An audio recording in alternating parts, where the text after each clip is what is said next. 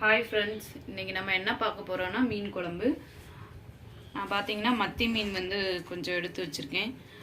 கண்ணாடி பாறையோட தலை, இது ரெண்டையும் போட்டு எப்படி மீன் குழம்பு வைக்கலான்னு பார்க்கலாம் வாங்க. மண்பானை நல்லா ஹீட் ஆயிடுச்சு. இப்போ பார்த்தீங்கன்னா நம்ம மீன் குழம்புக்கு நல்லெண்ணெயில் செஞ்சால் தான் ரொம்ப நல்லாயிருக்கும். அதனால் நல்லெண்ணெய் சேர்த்துக்கிறேன்.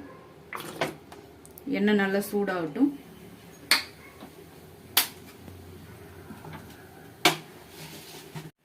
எண்ணெய் நல்லா சூடாயிடுச்சு. ஒரு அரை ஸ்பூன் பார்த்தீங்கன்னா வெந்தயம் சேர்த்துக்கிறேன். வெந்தயம் நல்லா பொரியட்டும்.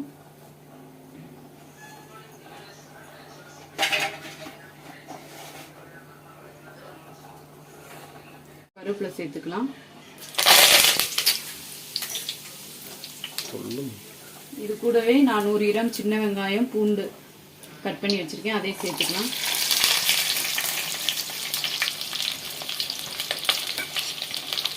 வெங்காயம் நல்லா வதங்கட்டும்.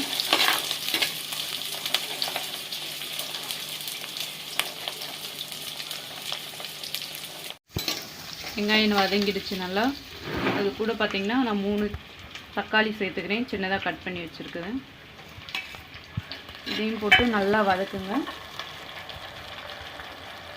தக்காளி வெங்காயம் வதங்குறதுக்கான உப்பு சேர்த்துக்கிறேன். தக்காளி பார்த்தீங்கன்னா நல்லா வதங்கணும், அது வரைக்கும் நம்ம வெயிட் பண்ணலாம். இப்போ மூடி வச்சுன்னா ஓப்பன் பண்ணலாம். பார்த்தீங்கன்னா தக்காளி வெங்காயம் நல்லா வதங்கிடுச்சு. இந்த அளவுக்கு வதங்கணும்.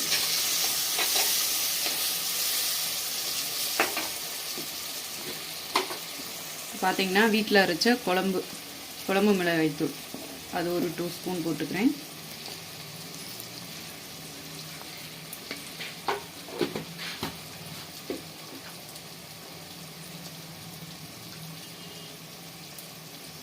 ஒரு அரை ஸ்பூன் மிளகாய்த்தூள், தனி மிளகாய்த்தூள், அதையும் சேர்த்து இந்த எண்ணெயிலே நல்லா வதக்கி விட்டுருங்க.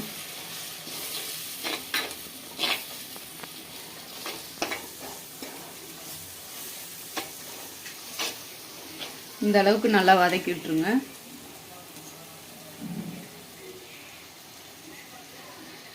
இப்போ வதங்கினதுக்கப்புறம் பார்த்தீங்கன்னா நான் ஒரு தேவையான அளவு வந்து புளியை வந்து இந்த மாதிரி கரைச்சி ஃபில்டர் பண்ணி எடுத்து வச்சுருக்கேன், அதையும் சேர்த்துக்கலாம்.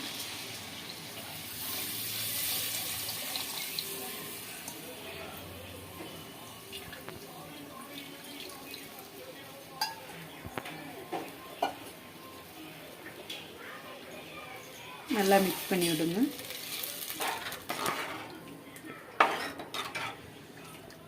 இதுக்கு தேவையான அளவு தண்ணி சேர்த்துக்கலாம். நான் பார்த்தீங்கன்னா 3 பச்சை மிளகா நடுவில் லைட்டாக இந்த மாதிரி கீறி அதையும் சேர்த்துக்கிறேன்.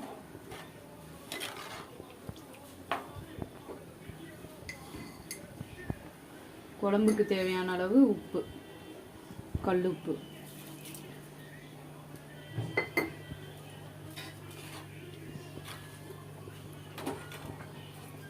டேஸ்ட்டு பார்த்துட்டு உங்களுக்கு உப்பு காரம் தேவைன்னா அதுக்கேற்ற மாதிரி நீங்கள் சேர்த்துக்கோங்க. இப்போ அது ஒரு 10 நிமிஷம் நல்லா கொதி வரட்டும். கொதி வந்து கொஞ்சம் குழம்பு நல்லா வத்தட்டும், பச்சை ஸ்மெல்லாம் போகட்டும். இப்போ மூடி போட்டுடலாம். பார்த்திங்கன்னா 10 நிமிஷம் ஆயிடுச்சு. ஓப்பன் பண்ணலாம். குழம்பு நல்லா கொதி வந்து பச்சை வாசனைலாம் போய் கெட்டி சேர்ந்துருச்சு.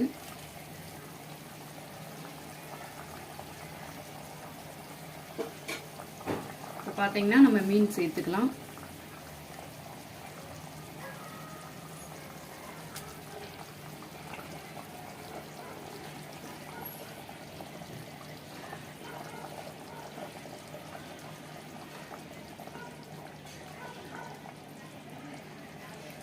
குழம்பு சிம்மில் வச்சுருங்க, இல்லைன்னா மீன் குழஞ்சிடும்.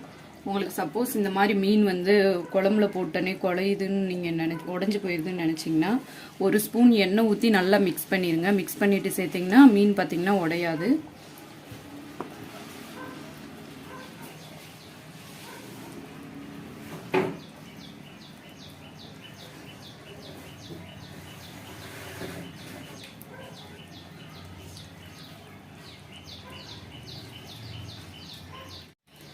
மீன் போட்ட உடனே பார்த்தீங்கன்னா கரண்டி எதுவும் போட வேணாம். இந்த மாதிரி இப்படி மிக்ஸ் பண்ணுங்க.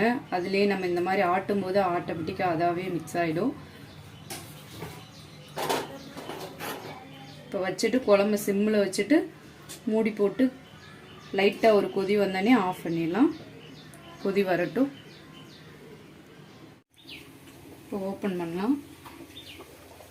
பார்த்தீங்கன்னா லைட்டாக கொதி வந்துருச்சு. இப்போ வந்து நான் மல்லி இலை ஆட் பண்ணிக்கிறேன்.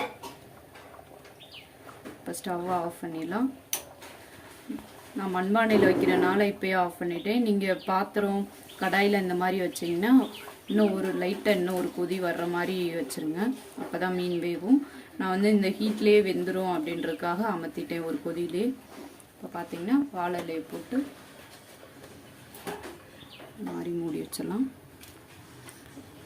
நம்ம சாப்பிடும்போது பார்த்தீங்கன்னா அந்த ஹீட்லேயும் இந்த வாழை இலையெல்லாம் அந்த ஃப்ளேவர் வந்து நல்லாயிருக்கும். இந்த மாதிரி ஒரு தடவை ட்ரை பண்ணி பாருங்கள்.